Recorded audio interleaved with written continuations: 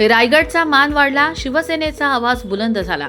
महाराष्ट्र राज्याचे रोजगार हमी, फलोत्पादन, खार भूमी मंत्री, शिवसेना विधिमंडळ उपनेते माननीय नामदार श्री भरतशेठ गोगावले यांची रायगड जिल्ह्याच्या पालकमंत्रीपदी निवड झाल्याबद्दल अभिनंदन.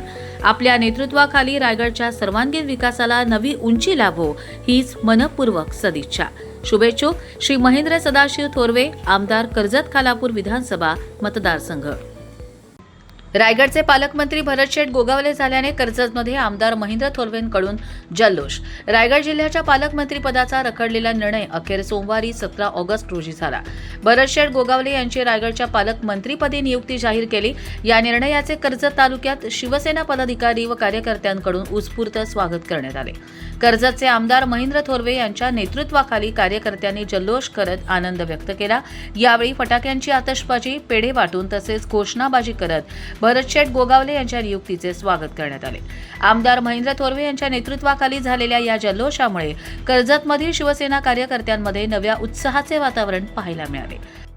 पण नक्कीच आज संपूर्ण रायगड जिल्ह्यातील आणि माझ्या मतदारसंघातील सगळ्या शिवसैनिकांसाठी, जनतेसाठी रायगडच्या आनंदाची गोष्ट, उत्सवाचं वातावरण संपूर्ण रायगड जिल्ह्यामध्ये आहे की आज नागपंचमीचा दिवस, पहिला श्रावणी सोमवार, आणि आज भरतशेठ यांना रायगडचे पालकमंत्री म्हणून आज घोषित करण्यात आलेलं आहे.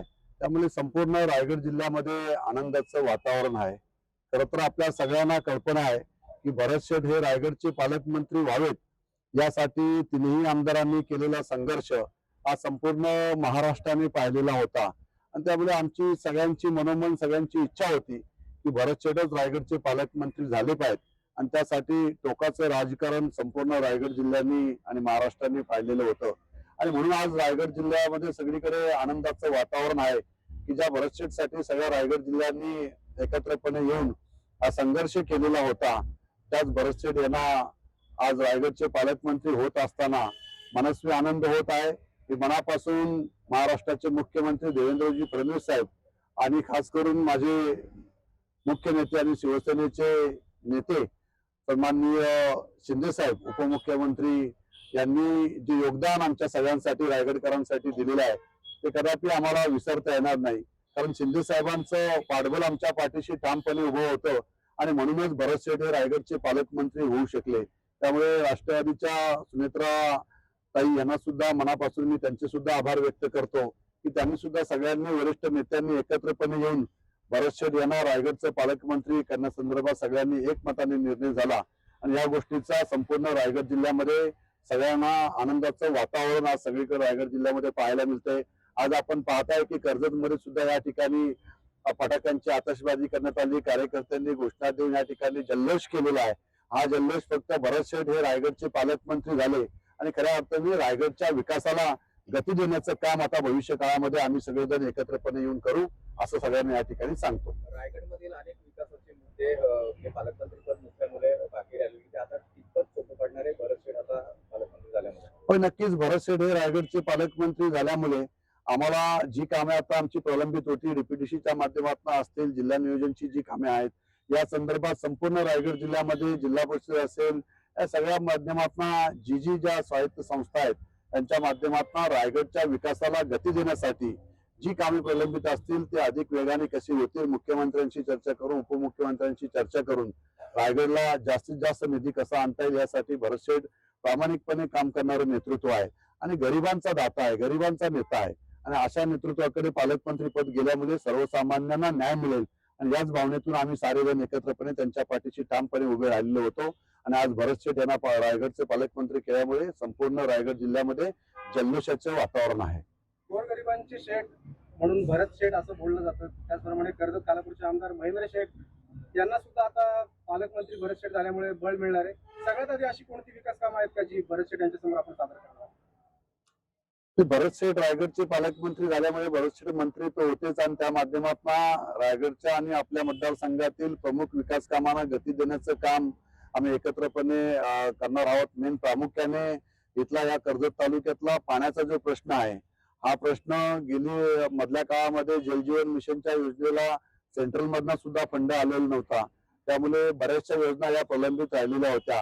त्या साऱ्या योजनांना जो निधी आपल्याला लागणार आहे तो केंद्र शासनाकडनं आणि राज्य शासनाकडनं हा निधी एकत्रपणे उभा करून सगळ्या योजना ज्या प्रलंबित राहिलेल्या आहेत या योजना कर्जत तालुक्यातल्या पूर्ण केल्या जातील आणि प्रत्येक गाव प्रत्येक घरामध्ये त्या ठिकाणी पिण्याचं स्वच्छ पाणी कसं मिळेल हा प्रयत्न त्या ठिकाणी आम्ही करणार आहोत.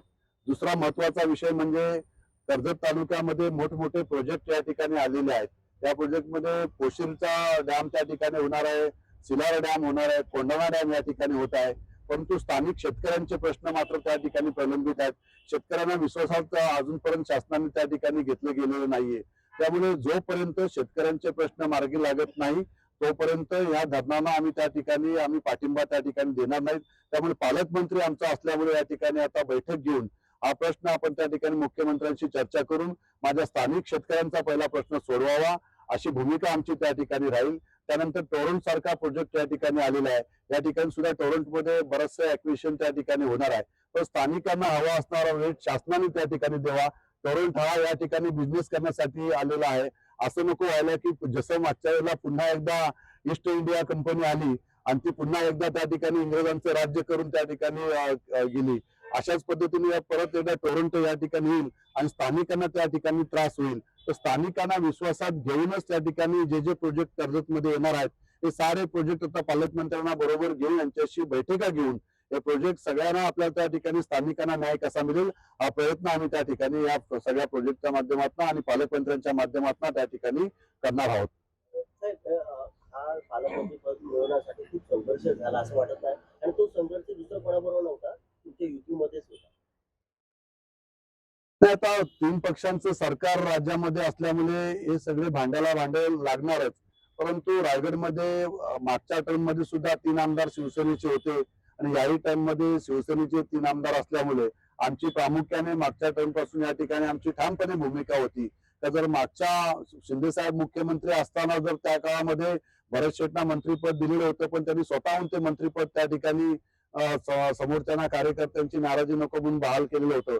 कदाचित भरत शेट त्यावेळेस जर मंत्री झाले असते तर त्याच वेळेस रायगडचे पालकमंत्री झाले असते. त्यामुळे शिवसैनिकांची भावना होती की भरत शेट त्यावेळेस मंत्री होऊ शकले नाहीत, त्यामुळे रायगडला पालकमंत्री पद सुद्धा आम्हाला त्या ठिकाणी मिळालं नव्हतं.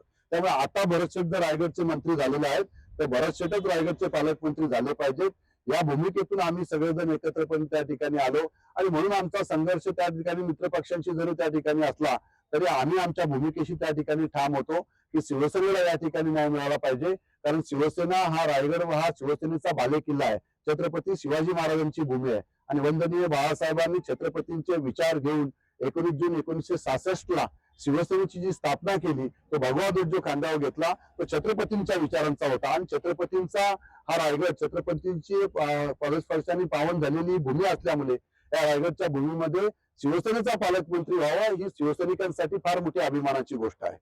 तर अजून एक आहे की अनिकेत तटकरेंना जेव्हा आमदार मिळाला त्याच्यानंतरच पालकमंत्री पद मिळालं याच्यावर आणि त्यानंतर अजून की तिथे फक्त जेव्हा आमदारकीचा अर्ज भरायचा होता उमेदवारी तर तुम्हीच होते, बाकी कोण नव्हतं. त्याच्यानंतरही खूप हे झालेलं आहे त्या संदर्भात की आमदार थोडे पोचले मग बाकी नाही आणि आता तेच कुठेतरी तडजोडमुळे पालकमंत्री पद मिळाले नाही. असं या संदर्भात तर बघा की राज्यामध्ये सरकार एकत्रपणे चालवायचं असेल तर 3 पक्षांचं सरकार आहे.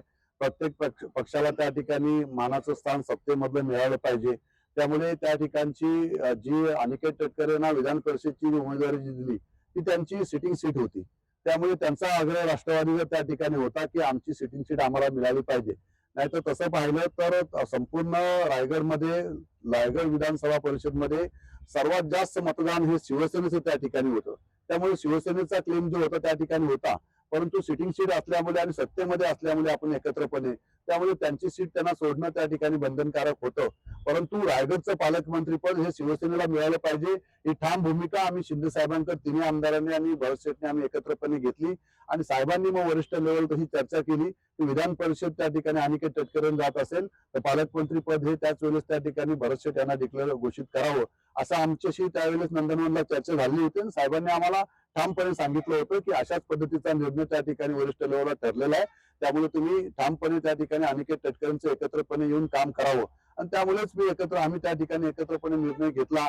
आम्ही सुनील तटकरे साहेबांशी चर्चा केली, त्यांचेही स्वतःहून मला त्या ठिकाणी कॉल आले. भरत शेठ सुद्धा त्या ठिकाणी उमेदवारी अर्ज भरण्यासाठी येणार होते, पण त्यांचा वाढदिवस होता. त्यामुळे त्या ठिकाणी कमीत कमी 8 ते 10,000 लोक त्यांना भेटण्यासाठी त्या ठिकाणी दरवर्षी येत असतात. मग त्यांनीच मला त्या ठिकाणी सांगितलं की तुम्ही आणि त्या उदय सामंत अशा आम्ही दोघे जण त्या ठिकाणी त्यांच्या उमेदवारी अर्ज भरण्यासाठी उपस्थित राहिलो. त्यामुळे शिवसेना, भारतीय जनता पार्टी, राष्ट्रवादी हे वरिष्ठ लेवलला सगळे एकत्र आहेत. कर्जत मतदारसंघातले असणारा विषय आहे. पुढील काळामध्ये सुनील तटकरे साहेब त्याचा योग्य तो निर्णय घेतील. त्या निर्णयाची आम्ही वाट पाहत आहोत. नक्कीच लवकरच आम्ही भरत शेठ यांना रायगडचं पालकमंत्री पद मिळाल्यामुळे त्यांचं कर्जतमध्ये या ठिकाणी नागरी सत्कार आम्ही त्या ठिकाणी ठेवणार आहोत. शिवसेना, भाजप असं आम्ही एकत्रपणे, राष्ट्रवादी आले बरोबर तर त्यांनाही बरोबर त्या ठिकाणी घेऊ. त्यामुळे आम्ही सगळ्यांना, महायुतीच्या सगळ्या लोकांना एकत्रपणे बोलून त्या ठिकाणी भरत शेठ यांचा माझ्या मतदारसंघामध्ये या ठिकाणी कर्जत येथे आपण नागरी सत्कार आम्ही त्या ठिकाणी ठेवणार आहोत. कर्जत लाईव्हसाठी महेश भगत, नेरळ.